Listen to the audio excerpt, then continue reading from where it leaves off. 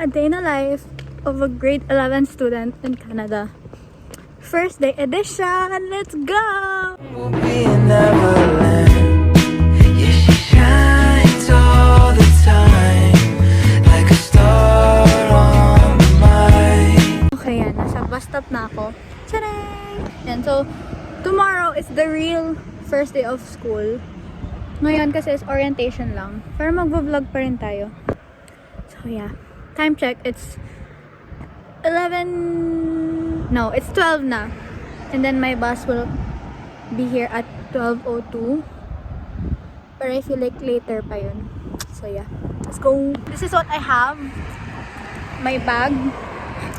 And my water. Yes, ito lang dadalhin ko, guys. Actually, dapat, wala akong dadalhin. Kasi kasya naman siya sa pocket ko. So, ito lang yung nasa bag ko. I have my wallet, my AirPods, and my lipstick. And, of course, my water. Di ba ang kasya yung water ko sa pocket ko? Dapat talaga hindi na ako magdadala. But, yeah. So, guys, yung wallet ko. Wala akong magawa kaya mag-wallet trade tayo. Ito yung wallet ko. So, Pinas ko pa ito nabili, ah. Yan. Ito yung Metrobus ko. The only reason why I brought my wallet today. Itong mga card na to, wala na yung laman. Tapos galing Pinas pa yan. And then I got, ang hirap mag-film! Yan, may $5.50. Hi! Thank you.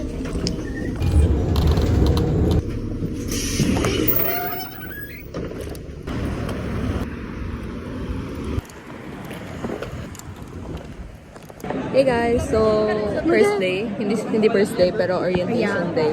May free shirts kami. Proud PWC. Nasa gym kami right now. Gusto ko na umuwi. Ako din. Dinner. Single ladies. Home sim. Hi guys.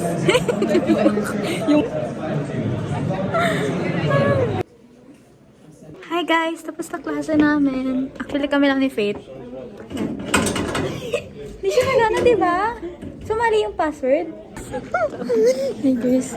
So, papunta kami sa locker niya. Yan. Yes, kasi hindi siya nagana, guys. Hi guys, locker reveal tayo. Ano yun ba? Nakilang try ako kasi hindi ko maano. Okay. Oh, wow. Kasha si Faith dito. Dulig try mo nga. Pasok ka. Try niyo talaga, guys. Tara na. Hirap. Sarado.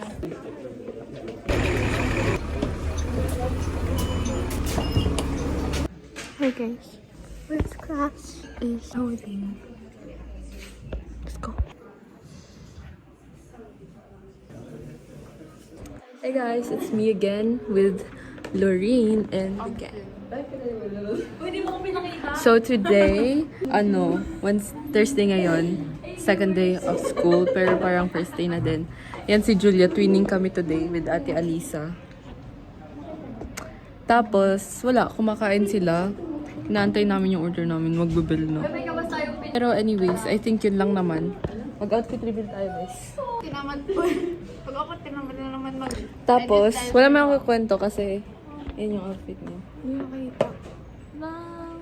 Tapos yan kay Erica, kay Wea, kay Shane, kay Faith, kay Dana, kay Ate Alisa. Ate Alisa, senior year na! Bagsak agad. Mga senior na. Senior citizen. Grabe, hindi kita yung mukha ko. Alam ako kasi drive tayo mo naman. Diba, dating bagad yun? Hindi kaya. Depende naman kasi sa kung gano'n kadami. Saan ba yun? Saan ba yung branch? Oh my God. I have work after school. Ay, ang lapit lang. Bye. Mag-end na namin yung Thursday. Bye-bye. Ano sabi mo? Introvert yung locker ko, guys. Ayaw niya mag-open up. Hi, guys. It's Friday. I'm so happy. Kasi tatapos na yung week. Finally! Yeah, let's go! Hi, guys. Ano naman? Hey! It's me! Nahulog yung lashes ko. Legit? Ayun, kulang siya. Dito.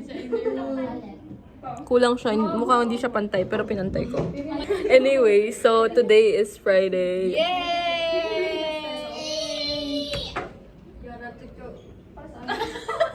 May drama sila next. May biology ako. Tapos eto, fit check tayo guys.